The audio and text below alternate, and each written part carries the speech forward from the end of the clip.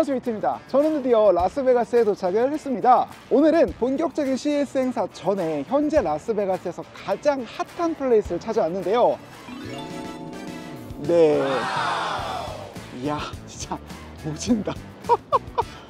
네, 지금 보고 계시는 건요, 라스베가스 스피어라는 곳으로 공연장 플러스 영화관이라 생각하시면 될 것 같아요. 보시면은 건물이 반구체 형태잖아요. 그래서 건물의 외벽 전체가 일종의 거대한 LED 스크린으로 작동하고 있기 때문에 계속해서 끊임없이 여러 가지 형태의 영상들이 나오고 있습니다. 가로, 세로가 지금 100m가 넘어간다고 하는데 크기도 거대한 데다가 외부 360도 LED 스크린 덕분에 시내 어디서든지 확 눈에 띈다. 그냥 보면은 가장 눈에 띄는 랜드마크다라고 할 수 있을 것 같습니다. 네, 지금 보고 계시는 거는 스피어라고 하는 이 구조물의 광고라고 할 수 있겠네요. 이것 말고도 무슨 상업 광고 같은 것도 굉장히 많이 나오고 있습니다. 저게 광고를 하는 비용이 하루에 45만 달러가 넘어간다고 하는데 보면은 이제 그 값으로 매긴지 알 것 같습니다.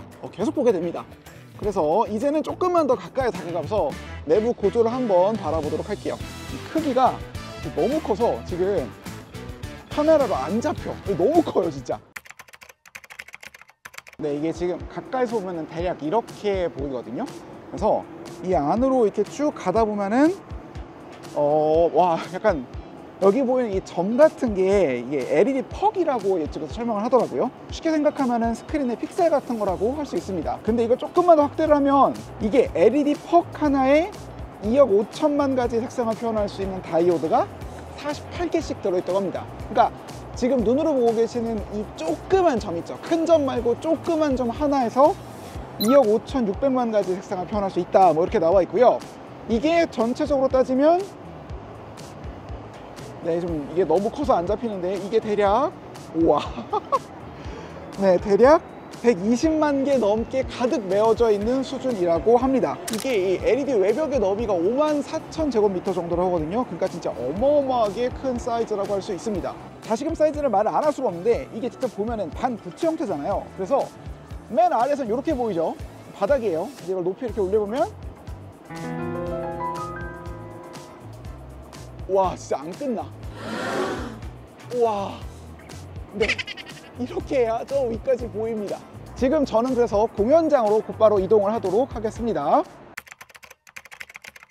지금부터는 내부의 모습을 보여드릴 건데 이게 규정상 전문적인 개인 촬영 장비는 오즈모로도 촬영이 불가능하다 막 이렇게 말을 하고 오직 휴대폰으로 촬영한 건 괜찮다 이렇게 말을 하더라고요. 그쪽에서 이게 워낙에 입장도 까다롭고 워낙 대형 시설이다 보니까 여러 사람들이 와서 뭐 비디오를 찍거나 영상을 찍거나 이런 거를 좀 막고 있는 것 같긴 합니다. 그래서 어쩔 수 없이 제가 휴대폰으로 촬영한 거를 나중에 와서 이렇게 설명을 드린다는 거 이해를 좀 부탁드립니다. 이게 보시면은 여기가 애당초 하나의 티켓에 두 개의 쇼를 팔아요. 하나는 조금 이따 말씀드릴 스피어 내부에서 상영하는 영상이나 쇼를 보여주는 거고, 다른 하나는 스피어 내부에 있는 여러 가지 첨단 기술들을 이렇게 좀 체험하고 보여주는 거라고 하더라고요. 일단 제가 지금 소개시켜드릴 이런 체험형 공간 중에 가장 신기했던 거는 딱 보면은 사람들이 엄청 모여있잖아요. 이게 아우라라고 불리는 인간형 휴머노이드 로봇이에요. 이게 아마 원형이 라스베가스 CES 2022년도에 공개됐던 아메카라는 친구일 겁니다.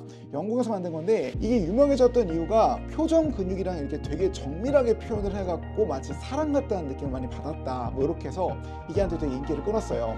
그러다 보니까 그런 최첨단의 휴머노이드 로봇을 가져다가 여기서 이제 소개를 하고 있는 거겠죠. 여튼 스피어 내부에 있는 이 아우라라고 하는 로봇은 아메카랑 다르게 챗 GPT 같은 걸 좀 넣은 것 같은데, 그래서 사람들 말에 꽤나 그럴듯하게 답변을 잘 해줍니다. 이게 오른손을 들고 있으면 아, 저 사람이 나랑 말을 하고 싶구나 이렇게 해갖고 그 사람을 인지해서 당신 뭐 물어볼 거 있나요? 라고 이렇게 질문을 받는데, 그 사람을 가리킬 때 뭐 옷에 적힌 문구를 기반으로 한다거나 아니면 어떤 어린아이 같은 경우는 거기 좀 키가 작은 친구란다거나 뭐 이런 식으로 질문을 던지기도 하고, 아이들한테도 답변이나 질문을 할 때 되게 센스 있게 답변을 잘해요. 다만 안타까운 것 중 하나는 영어만 가능하다, 이게 조금 아쉽기는 했습니다. 그리고 전시장에는 스피어 내부 공연장에 적용된 대략의 뭐 어떤 기술 같은 것 좀 몇 개가 전시가 되어 있습니다. 대표적인 게 이 빔포밍 스피커 시스템인데 좌석의 위치에 맞게 소리의 방향을 조절해서 쏘는 거라 하더라고요. 실제로 공연장으로 가는 복도와 대기 공간에서도 사운드가 들렸다가 안 들렸다가 이렇게 하는 식으로 사운드 자체가 좀 특이하다는 거를 강조하고 있는 것 같기는 했습니다. 그리고 무인 결제라고 해야 할까요? 네, 이게 물건 같은 거를 올려두면은 바코드 같은 거 찍을 필요도 없이 알아서 결제해주는 뭐 그런 시스템도 있던데, 보이시죠? 물이 10달러입니다. 그래서 굳이 이거를 살 필요 없겠다 뭐 이런 생각이 들긴 합니다. 마셔보면 그냥 물이에요. 그리고 이게 워낙에 공연장이 더 높다 보니까 그 내가 앉는 좌석마다 입장하는 층수가 달라요. 뭐 거의 4층까지 있던데 저는 3층에서 공연을 볼 수 있었습니다. 이렇게 입장을 하고 나면 잠시 후에 영화가 상영이 되는데요. 영화에 대한 평가는 바로 다음 파트로 넘어가서 직접 들어보시도록 하시죠.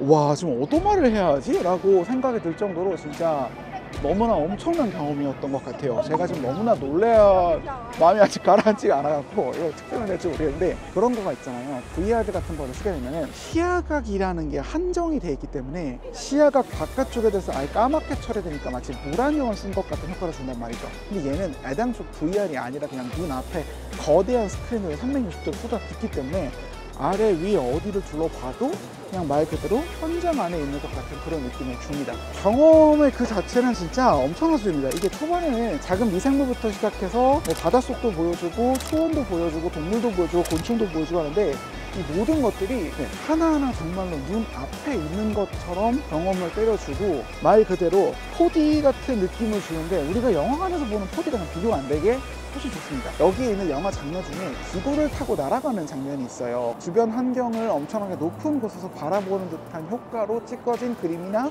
샷들이 많아요. 근데 이런 샷들은 단언컨대 여기서 보는 게 현장에서 보는 것과 큰 차이가 없을 것이다 라고 저는 말을 할 수 있을 것 같아요. 뭐 사막이라든가 눈 덮인 산이라든가 이런 것들 실제로 바라보는 풍경과 거의 유사한 정도의 시각적 경험을 보여줍니다. 여튼 이게 지금 우리나라에도 하남에도 이런 것들이 설치될 수 있다는 얘기가 있는데, 여러분이 라스베가스까지 와서 이거를 경험해 보십시오 라고 말을 못하겠지만, 만약에 이게 우리나라 하남에 생긴다라고 하면은 한 번쯤 돈을 내고 가서 볼만한 경험 그 자체입니다.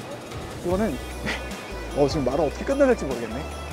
여튼 제가 오늘 소개해드린 스피어는 여기까지 마무리하도록 하고요. 지금 제가 말을 계속 두서없이 횡설수설하는 이유 중 하나는 지금 이 경험 자체가 좀 너무 뛰어나갖고 제가 생각했던 멘트나 이런 걸 좀 다 잊어버린 상태예요. 여튼 오늘은 여기까지만 하도록 하고요. 내일부터는 아무래도 CES와 관련해서 본격적인 얘기도 나오겠죠. CES와 관련된 이야기들이 좀 더 소개를 시켜드리도록 하겠습니다. 그럼 내일 봐요. 바이. 와, 근데 진짜 믿기지가 않네.